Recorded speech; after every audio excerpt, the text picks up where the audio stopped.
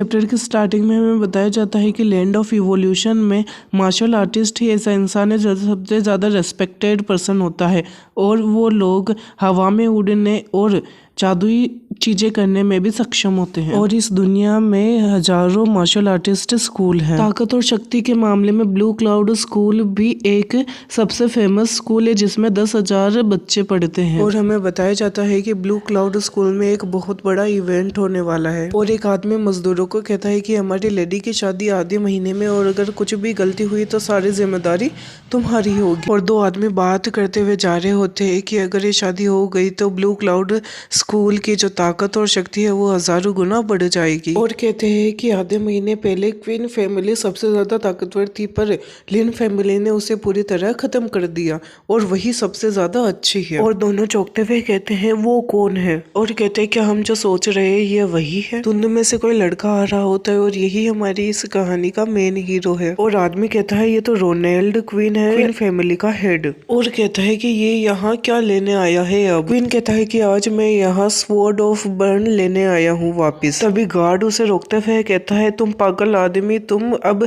Blue cloud school के सामने इतनी जोर से कैसे बोल सकते हो, तुम्हारी औकात ही क्या है अब। पर वो उसे धक्का देकर आगे की तरफ बढ़ जाता है। वो दोनों आदमी उसे फिर से रोकते हुए कहते हैं कि तुम्हें क्या लगता है कि क्या तुम अब भी उतने टैलेंटेड हो कि तुमने 16 साल की उम्र में ही बॉडी रिफाइनिंग के लेवल 4 को पार कर लिया है, अब तुम बस एक गार्बेज हो। और ऐसा कहते ही वो उसके पेट में एक जोर की लात मारता है जिसकी वजह से क्वीन के मुंह से खून निकलने लगता है। पर वो अपना खून साफ करते हुए कहता है कि मैं क्वीन यहाँ अपनी स्वॉर्ड ऑफ बर्न को लेने आया हूँ। ये सुनकर वो आदमी फिर से गुस्से में उसके ऊपर अपनी पावर से हमला कर देता है। ये हमला डायरेक्ट क्वीन को लगता है। वो खून की उल्टा करता हुआ बहुत जोर पीछे जाकर गिरता है और वो आदमी कहता है कि तुम कचरे बाहर निकल जाओ अगर तुम अपने आप को किसी परेशानी में नहीं देखना चाहते तो। इतना सब कुछ होने के बावजूद भी क्वीन हिम्मत नहीं हारता और उठता है। और इससे हमें भी सीख मिलती है कि हमारे जीवन में कितनी भी परेशानियां आए हमें उनका सामना करते रहना चाहिए और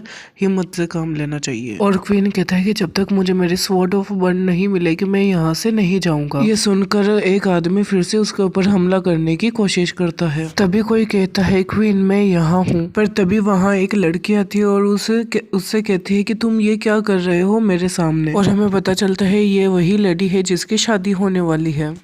तभी एक आदमी कहते हैं इसमें कोई संदेह नहीं है कि हमारी लेडी इस दुनिया की सबसे खूबसूरत और टैलेंटेड लड़की है। और तभी लेडी कहती है कि क्वीन अब तुम वो गिफ्टेड लड़के नहीं हो और तुम्हारी कोई औकात नहीं है कि तुम मेरा नाम ले सको। और तभी लेडी उसकी तरफ एक तलवार फेंकती है जो उसके सामने जाकर गड़ जाती है जमीन के अंदर। और हमें पता चलता है ये वही स्वॉर्ड ऑफ बर्न है जिसके लिए क्वीन इतनी जान का जोखिम लेकर यहाँ आया था। और लेडी कहती है कि ये रही तुम्हारी स्वॉर्ड और तुम यहाँ से दफा हो जाओ। ऐसा कहते ही हमारा ये चैप्टर खत्म हो जाता है। अब हम मिलेंगे नए चैप्टर में, तब तक के लिए गुड बाय और हैव अ नाइस डे।